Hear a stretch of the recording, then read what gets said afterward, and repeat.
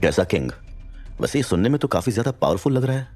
Moment queen की बात में वीर का इंटरेस्ट अब बढ़ता जा रहा था। वॉर्मिर ग्रह में स्पिरिट्स के बीच जंग छिड़ी रहती है। अगर ऑपोजिट आर्मी को हरा दिया जाता है तो उस जगह पर राज जीतने वाले का चलता है। वीर की बात सुनकर मोमेंट क्वीन उसे जवाब देती है, और तुमने किंग के बेटे को जान से मारने की हिम्मत की? तुम यार वाकई में कमाल हो, कुछ तो बात है तुम्हें। वीर मोमेंट क्वीन से कहता है, और फिर अचानक से ही उसे कुछ रियलाइज होता है और वो एक पल का पॉज लेता है। एक मिनट, अगर तुम वॉर्मिर ग्रह जाओगी तो वो लोग तुम्हें कैद कर लेंगे और हो सकता है कि तुम्हें जान से भी मार डालें, है ना?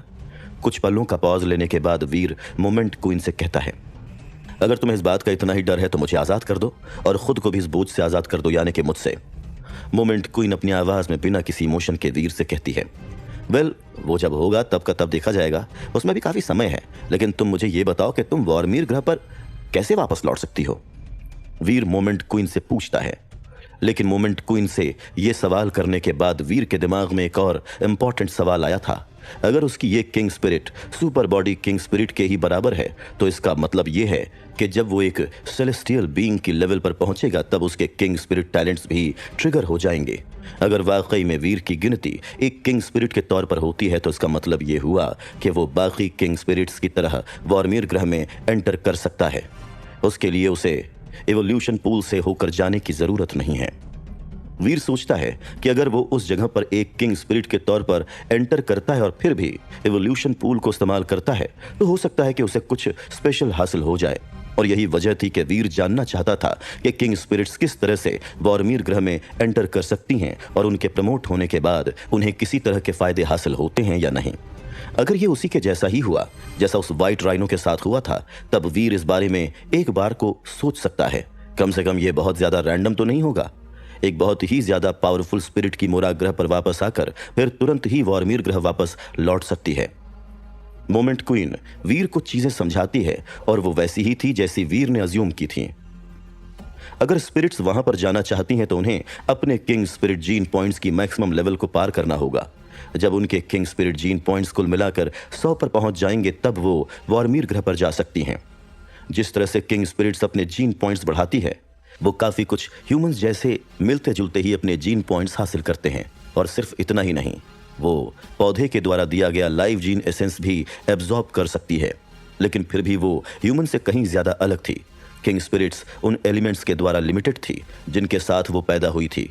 इसका मतलब ये हुआ कि वो केवल वही लाइव जीन एसेंसेस ही एब्जॉर्ब कर सकती हैं जिनके साथ वो पैदा हुई हैं।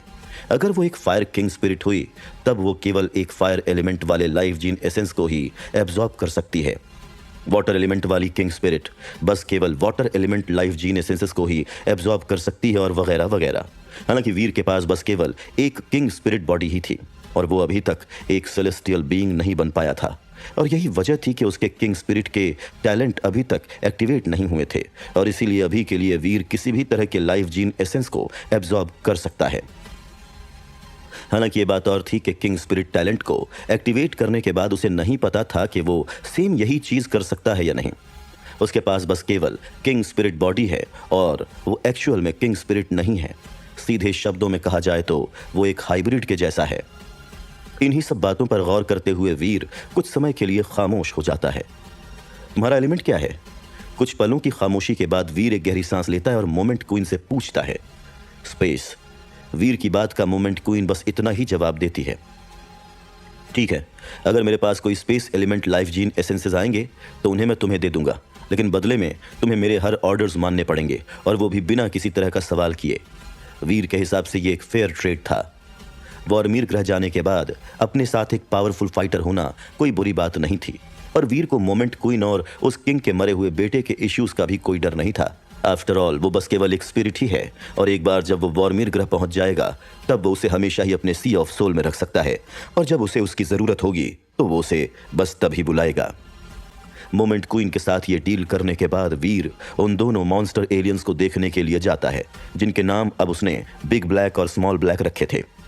वीर ने डिसाइड किया था कि वो उन दोनों को शेल्टर में ही रखेगा। दरअसल बात जब चीजों को नाम देने की आती है तो वीर उसमें बहुत ज्यादा अच्छा नहीं था, लेकिन क्योंकि बिग ब्लैक और स्मॉल ब्लैक की तरफ से उनके नाम को लेकर किसी भी तरह का कोई एतराज नहीं आया, इसीलिए वीर को भी उन्हें ये बुलाने में कोई प्रॉब्लम नजर नहीं आ रही थी।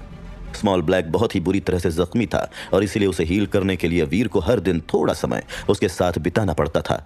धीरे धीरे स्मॉल ब्लैक के घाव भरना शुरू हो गए थे, लेकिन अभी भी उसे पूरी तरह से हील होने में अच्छा खासा समय लगने वाला था।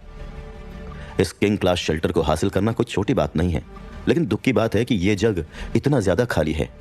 इसके अलावा इन माउंटेन्स की स्लोप्स में हाई क्लास एलियंस भी मौजूद हैं, जिसकी वजह से दूसरे लोग इससे दूर ही रहते हैं। फिर ऐसे में मैं यहाँ लोग कहाँ से ढूंढ कर लाऊं? अगर मैं किसी और को ढूंढ कर यहाँ पर नहीं ला पाया, तब ये किंग क्लास शेल्टर पूरी तरह से बेकार हो जाएगा। इस ख्याल भर से ही वीर का दिल बैठ गया था। बहुत ही कम ह्यूमंस के पास इतनी स्ट्रेंथ और काबिलियत होती है कि वो इतनी दूर तक ट्रैवल कर सकें, और यही वजह थी कि इस शेल्टर में पैसा कमाना इतना आसान नहीं होगा। और इसीलिए फिलहाल कुछ समय के लिए वीर ने डिसाइड किया था कि स्मॉल ब्लैक और बिग ब्लैक इस एरिया में रहकर इस खाली सिंहासन को गार्ड करेंगे, जस्ट इन केस अगर दूसरी स्पिरिट्स उसके पास घूमकर उसे हासिल करने की कोशिश करती हैं तो। वीर के दिमाग में इस समय यह चल रहा था कि उसे आगे कहां जाना चाहिए, और उसकी मदद करने के लिए मोमेंट क्वीन के पास एक सजेशन था। नॉर्दर्न माउंटेन्स में एम्प्टी वाइन्स में फल उग रहे थे और कुछ ही समय के बाद वो पूरी तरह से पक भी जाएंगे। मोमेंट क्वीन ने प्लान्स बनाए थे कि वो अपने सबऑर्डिनेट्स को भेजकर उस फल को वहां से मंगवा लेगी, लेकिन अब क्योंकि वीर ने उसे क्लेम कर लिया है, इसीलिए उसके पास सुपर एलियंस को ऑर्डर देने की काबिलियत नहीं रह गई थी, और इसीलिए मोमेंट क्वीन के पास वीर को उसके बिहाफ पर वो फल लाकर देने के अलावा और कोई चॉइस नहीं रह गई थी। क्या बाकी लोग इस एम्प्टी फ्रूट के बारे में जानते हैं, और तुम्हारी तरह क्या वो भी इसके पकने का इंतजार कर रहे हैं? वीर मोमेंट क्वीन से पूछता है। हाँ, एम्प्टी फ्रूट की भूख बहुत से सुपर एलियंस को है। इस जगह के सबसे उत्तरी क्षेत्र में डेविल ब्लड किंग रहता है। कोई और आए ना आए, लेकिन वो इस एम्प्टी फ्रूट के लिए जरूर आएगा। मोमेंट क्वीन वीर के सवाल का जवाब देती है।